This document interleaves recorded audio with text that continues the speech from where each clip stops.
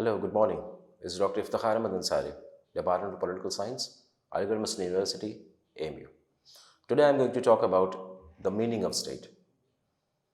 Now, in political science, state is a central subject of the inquiry. It has a scientific meaning. We do not use it with same vagueness and ambiguity as used by man in the street. It is used, but erroneously used as a synonym for nation, society, government, etc. But all these terms have definite meaning of their own in political science and should be clearly distinguished one from the other. The term state is also very commonly used to express the collective action of the community through the agency of government, as distinguished from individual action. For instance, when we talk about state management, state regulation, state aid, etc., we actually use the word state for government. Similarly, when we talk about 25 units of Indian Republic or 50 states which make United States of America, we do not give the word its scientific meaning. None of them is generally or really a state. In political science, the term state has a more specific and definite meaning, which has little in common with most of its various ordinary meanings. As used meaning in political science, the term state means an assemblage of people occupying a definite territory under an organized government and subject to no other control. 184 earlier and now around 198 manifestations of members of United Nations. There are many more which are not members of organization. All of them share a common characteristics. They are groups of people living on and exercising control over a definite territory. They are divided into government and subjects, rulers and ruled. Some sort of system or order is represented by each. The rule of law are established and in some measure maintained, and compulsion is exercised. And the right to be recognized is both by the member and the group and by the outside world. Not so good as we want to believe that he is. There are all kinds of men, and every good man exhibit selfish behavior because they live in society. Pride, ambition, avarice, revenge, lust, hypocrisy, and other traits of disorderly appetite race with goodness of man, and people are usually concerned with their own welfare first and foremost. Now, this is the evidence of history.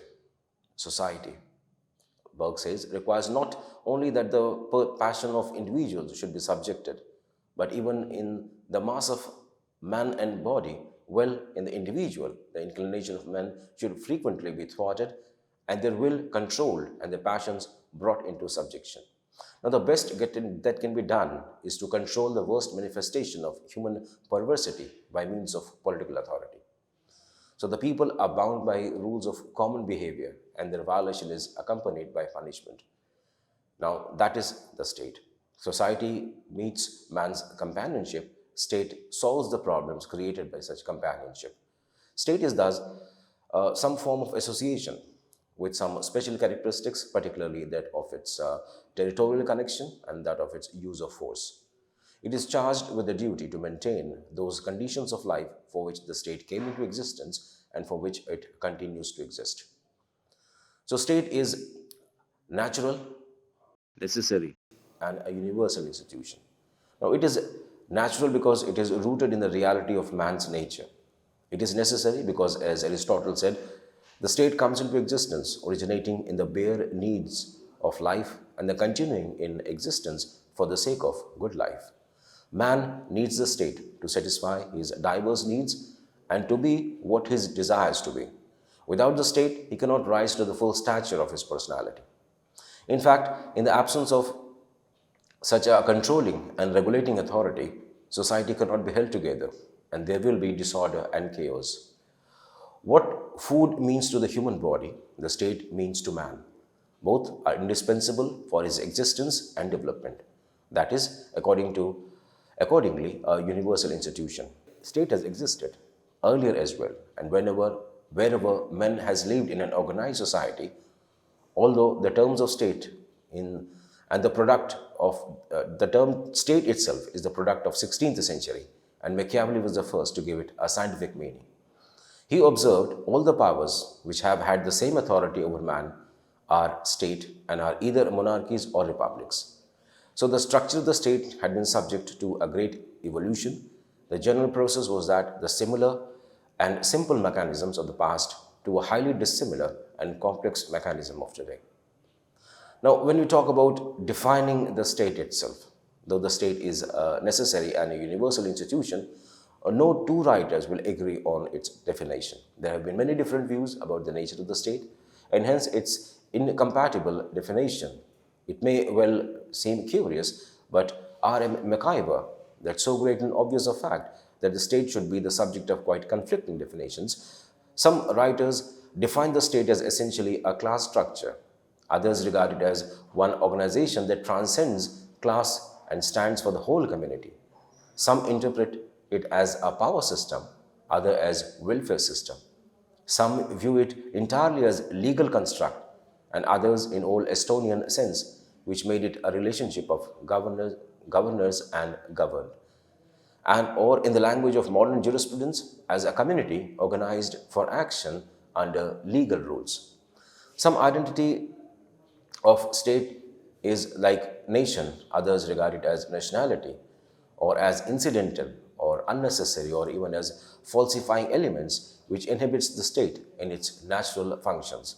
Some regard it as a mutual insurance society, others as the very texture of all our life. And to some, further, it is a necessary evil, and to a very few, a evil that is or will be unnecessary someday. While to others, it's the word of spirit has made for itself. And for some class of thinkers, it's a kind of a corporation. Others think of it as an indistinguishable from society itself. So Gabriel Armand prefers to use the term political system for the state, as the latter is limited by legal and institutional means. Now, this disagreement is primarily due to the fact that every writer has defined it from his own point of view. If the author is a sociologist like Oppenheim, or a philosopher like a Hegel, or an economist or a behavioralist or a lawyer, his peculiar prepositions may lead him either to distort the reality or emphasizing some actual characteristic of state and ignoring the rest, or to free himself altogether from reality and picture of state as he thinks it ought to be. Holland defines the state as numerous assemblage of human beings, generally occupying a certain territory, among whom the will of the majority or of an ascertainable class of people is by the strength of such a majority or a class made to prevail against any of the number who oppose it. Hall says the mark of an independent state are that the community constituting it is permanently established for a political end, that it possesses a defined territory, that it is independent of external control, and a state exists, according to Oppenheim, when a people is settled in a country under its own sovereign government. Bluntschli says the state is the politically organized people of a definite territory. And according to Woodrow Wilson, it is the people organized for law within a definite territory. Further on, McIver defines it as an association which, acting through the law as promulgated by a government, endows to this end with coercive power, maintains within a community, territorially demarcating the universal external conditions of social order. Harold Lasky defines the state as a territorial society divided into government and subjects claiming within its allotted physical area a supremacy over all other institutions. So Gabriel Armand says that political system, the term he uses for state, is that the system of interaction to be found in all independent societies which perform the functions of integration and adaptation, both internally and vis-a-vis other societies, by means of employment or threat of employment of more or less legitimate physical coercion. The political system that David Easton tries to explain, the legitimate order-maintaining or transforming system in the society, and Pinnock and Smith, they define state as a political system comprising all the people in a defined territory possessing an organization, that is government, with the power and the authority to enforce its will upon its members by resort, if necessary, to physical sanctions and not subject in the like manner to the powered authority of another polity. To continue with the definition, Robert Dahl says the political system made up of residents of the territorial area and government of the state or government of an area is a state.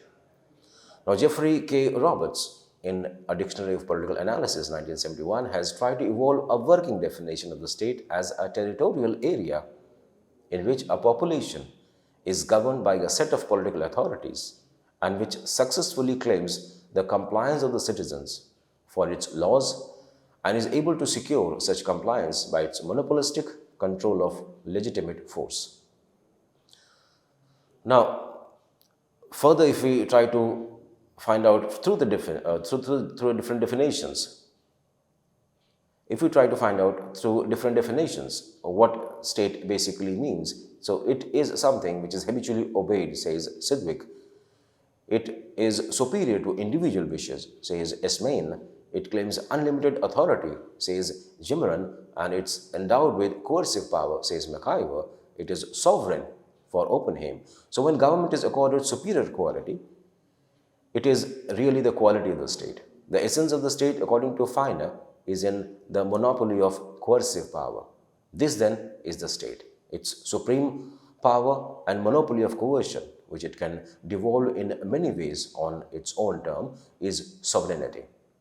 So the sovereignty is legally supreme over any individual or group, says Lasky, and the sovereign possesses supreme coercive power. The state, the government, by no means the same thing. Government is merely an essential instrument or contrivance of state through which the authority is manifested and purpose realized. Now, taking cognizance of all such considerations, Garner gives a matter-of-fact definition of the state. He defines the state as a community of persons, more or less numerous, permanently occupying a definite portion of territory, independent or nearly so of external control, and possessing an organized government to which a great body of inhabitants render habitual obedience. Now, if we move on from there onwards to see what state is and how it differs from society, let's see how society stands vis-a-vis state. So we must be also very clearly distinguishing between the state and the society, because to identify the society with the politics or political is to be guilty of the grossest of all confusion, which completely bars any understanding of either society or state. So to equate the state with society is to justify state interference in all aspects of human life, thereby significantly affecting individual liberty. Aristotle says state was an omnicompetent state, as he saw no difference between state and society. A dictator too will pay scant attention to this distinction of state and society. So there is no sphere of life which a dictator state will not cover. For Hitler and Mussolini, there was nothing above the state, nothing beyond it, nothing besides it. So society is the product of man's instinctive desire for association, which finds expression in the aggregation of people having a common interest as united together by what may be called consciousness of the kind. So the people who live together, think alike, associate with one another, and make a common effort for a common purpose or plan, they establish what sociologists call functional institution for the realization of that common purpose, which associated men together. It may be a club, it may be a debating society, a religious society, economic or political association. All combined together make the social structure and aim to serve the various purposes for which the society came into existence. Social relations are threads of life. Social institutions form the loom on which the threads are woven into a cloth or garment. Society stands for the whole scheme of life, and it's interwoven by different associations which serve different purposes to compete and complete the whole purpose of life. Political purpose is one of those purposes that is performed by the state. So state is therefore one of these functional institutions, the creation of man's will and reason. It is organized in a special way to secure certain results. It emerges and exists within society, but is not, as McIver says, even the form of society. The geographical area of the state and the society may be the same, and their membership may also be identical, but they are distinct in origins, aims, and functions.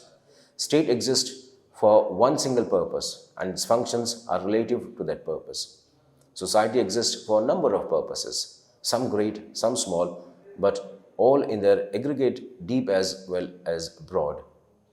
The organization of the state is not all social organization. As MacIver puts it, the ends for which the state stands are not all the ends which humanity seeks. And quite obviously, the way in which the state pursues its object are only some of the ways in which within society men strive for objects of their desire. Since society is natural and instinctive, the state is a creation of the will and reason. Society is prior to state, and it embraces all communities, organized and unorganized. Organization is not the essential characteristic of society, but the state must necessarily be organized.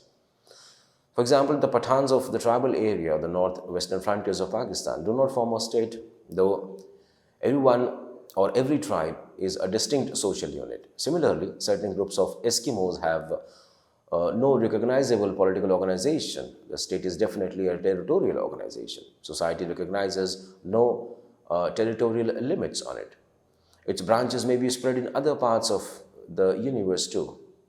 Then society embraces the whole life of a man and all those social ties like the family, caste, church, club, etc., which bind men together.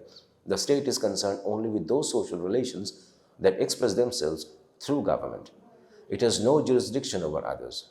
MacIver has beautifully expressed this difference. He says that there are social forms like the family or the church or the club which owe neither their origin nor the inspiration to the state, and social forces like custom and competition, which the state may protect or modify, but certainly does not create, and social motives like friendship or jealousy, which establish relationship too intimate and personal to be controlled by the great engine of the state.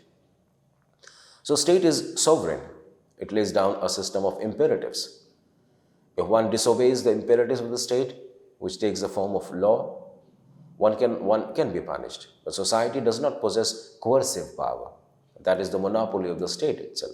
Society, no doubt, has its own rules which regulate social behavior, but they are not imperatives. They are simply rules of conduct which the members of society are desired to observe. It has no authority to force obedience, nor can it physically punish those who disobey its rules. Society ensures the observance of its rules by persuasion, appeal to the goodwill of its members. Barker rightly says the area of society is voluntary or cooperation. Its energy is goodwill and its method is elasticity. While the area of state is mechanical action, its energy is force and its method is rigidity. While the state is not identical with society, yet it provides the framework of social order. According to Lasky, state is a way of regulating human conduct. Any analysis of its character reveals it as a method of imposing principles of behavior by which men must regulate their lives. So the condition in which we are born, we grow up, are educated, work, enjoy our leisure, our property, marriage, have children, die, all are laid down by the state. So the government can compel us to comply with them. All births must be registered, otherwise all kinds of complications can arise. Similarly, parents are obliged to send their children to school for a certain number of years. They are obliged to modify the authorities if they suffer from certain infectious diseases. Citizens must pay taxes to the state. Whether they approve of the use of those money collected through taxes or not. They must clothe themselves decently, behave with propriety in the streets, avoid making themselves a nuisance to their neighbors, and must respect the persons and property of other people. There is, in fact, hardly a single human activity which is not somewhere regulated by the state.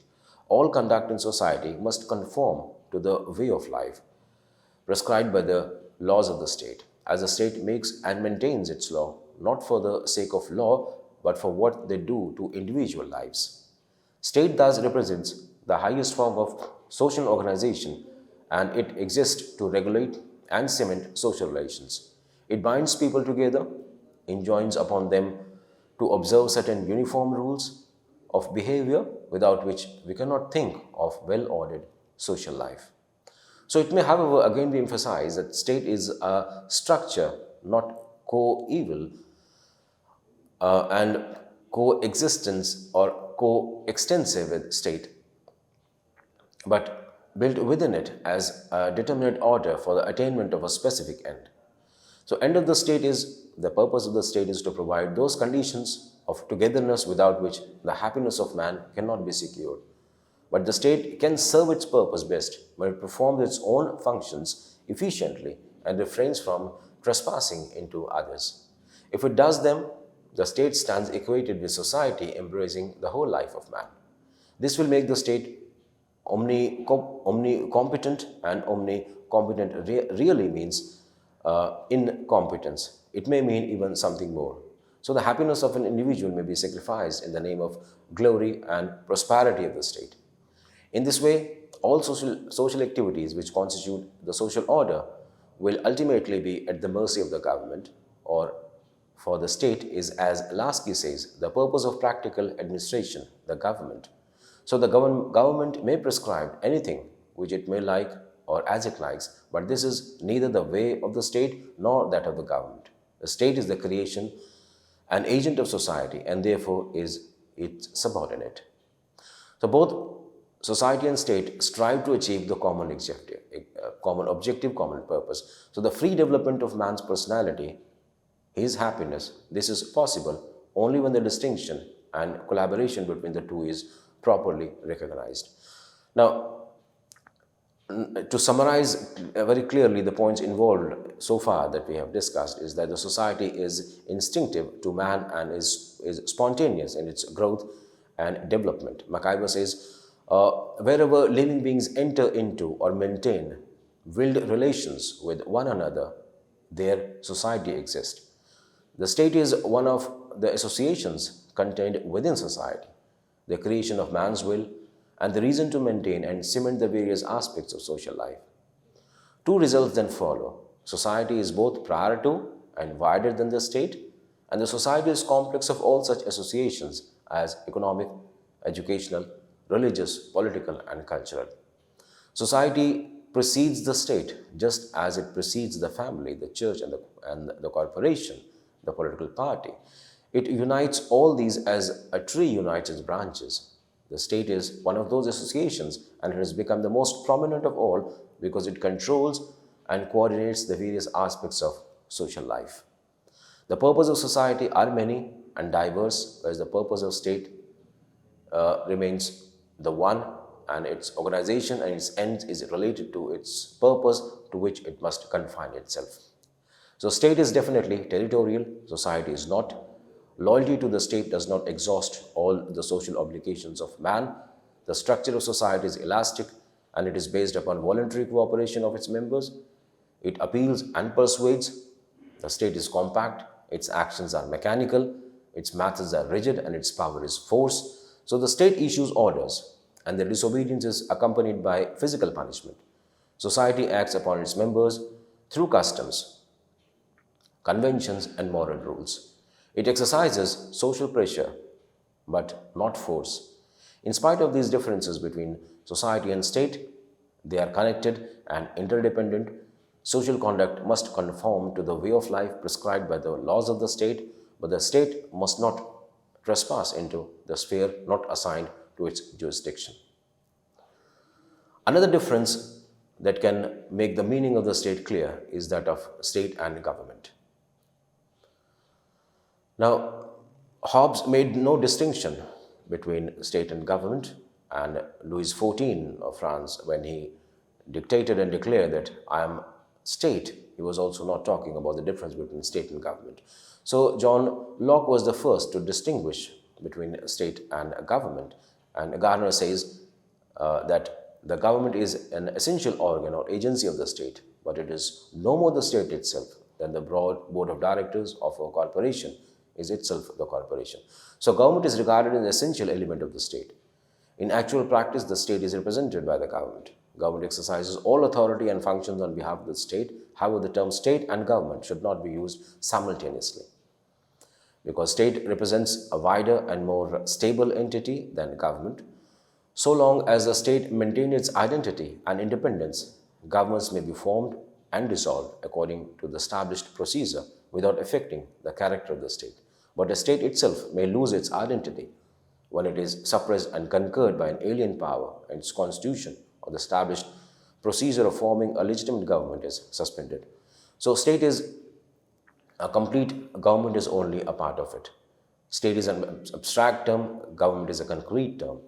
State possesses sovereignty, government does not. And state is a master and government is the servant. So Garner's definition that government is the agency or machinery through which the collective will of the people or state may be formulated, expressed and executed clarifies that. So the state serves as a symbol of unity of the people. The image of the state inspires unity among the people and provides them with an identity as a nation. And it arouses national pride and a spirit of sacrifice among the people. The government only represents a working arrangement to carry out functions of the state. Government commands our obedience, the state commands our loyalty. So government may be good or bad, efficient or inefficient, but the state will continue to be a symbol of our national greatness. We may criticize or condemn the government and still acclaim the greatness of our state. So idealist theory does not make a distinction between state and government. It creates an image of the perfect state. Hegel, eulogizes the state, especially the nation state, as the march of God on earth. This theory demands a complete subordination of the man to the authority and the command of the state, without ensuring whether the actual government which makes such demands conforms to the image of the ideal state or not. So people can oppose government, but they cannot oppose the state. And state includes the whole population, but government is manned by few people. And territory is essential for state, but not for government. And membership of a state is compulsory, whereas a government is voluntary by nature. Now, moving on to another distinction that can be made with other associations, so we can understand what state exactly stands for. Society, as said before, is not a mere aggregation of individuals, but a collection of groups composed of individuals. Now, these groups are voluntarily formed by man for the satisfaction of his various and diversified needs such as social, religious, cultural, economic, educational, recreational, and many others. All these groups express and develop the sociability of man. Now, in the beginning, man's social life and its wants were few. And today, society is a veritable network of such associations, and wants have also increased as a result. Many associations are also formed. Barker says that we see society less as a number of individuals leading a common life. We see it more as an association of individuals already united in various groups, each with its own common life, in a further and higher group for a further and higher common purpose. So an association is identified as a group of persons or members who are associated and organized in a unity of will for a common end. Now, Cole defines it as any group of persons pursuing a common purpose or system or aggregation of purposes by a course of cooperative action extending beyond a single act, and for this purpose agreeing together upon certain methods of procedure and laying down in, however, rudimentary form, rules for common action. So an association, therefore, embraces a group of people having a common purpose or purposes for which they associated and organized themselves.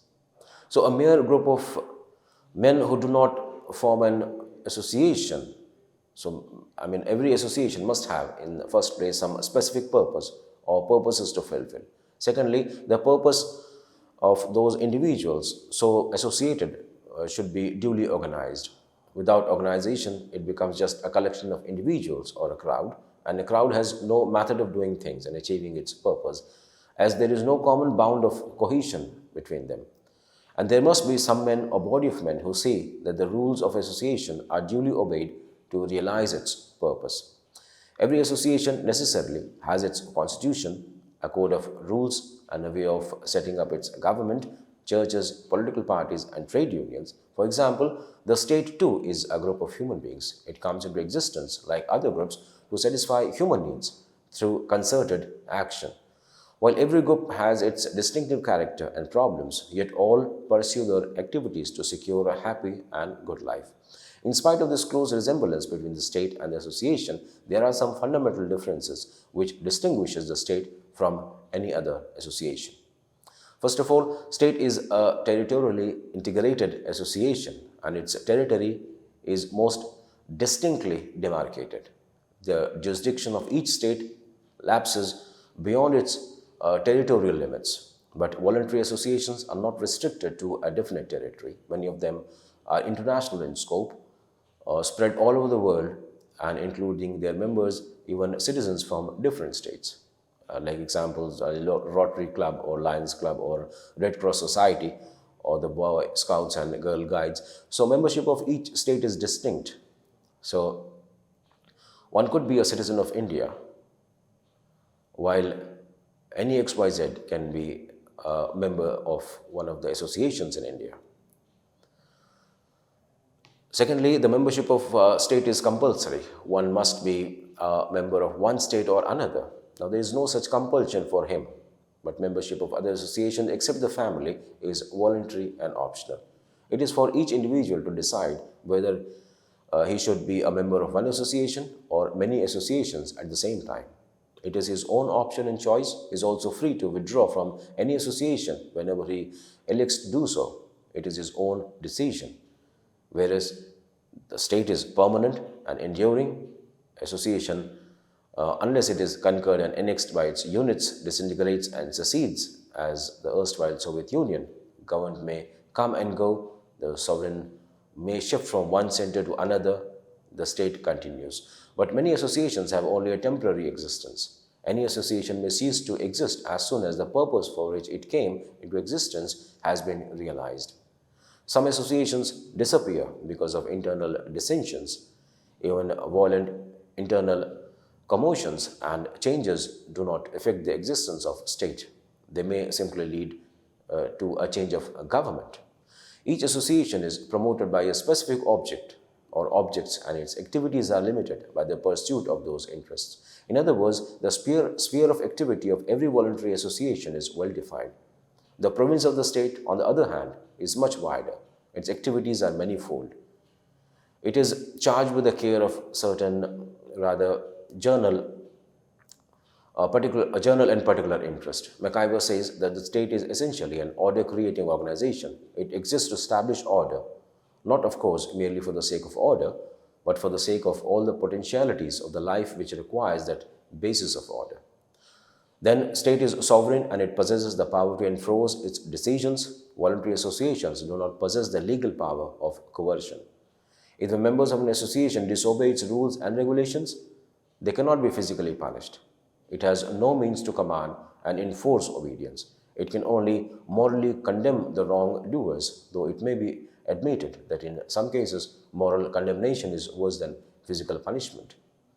The state possesses the power to control the activities of all voluntary associations. It can even ban the existence of an association if it is deemed to have acted or is likely to act so to disturb public peace and security. As a matter of fact, no state would permit the formation or continued existence within its territorial limits of an association for criminal or immoral purposes, or one whose objects are avowedly hostile to the public policy of the state. Finally, the state can create many associations and prescribe their functions. The universities in every country are established by the laws of the state, and their functions are clearly defined therein. Similarly, it may create corporations or other kinds of associations for certain specific purpose. Then each association is promoted for a specific object or objects. Its activities are limited to the pursuit of those interests. So what we find finally is that state is different from association, or it is different from society, it is different from government, and still it operates with them for the attainment of a purpose, and the purpose of regulating the lives of its citizens and reach an end, or try to reach the end, that is the welfare of all living within its territory. So with that, I come to the end of my presentation today. Thank you for watching. Thank you.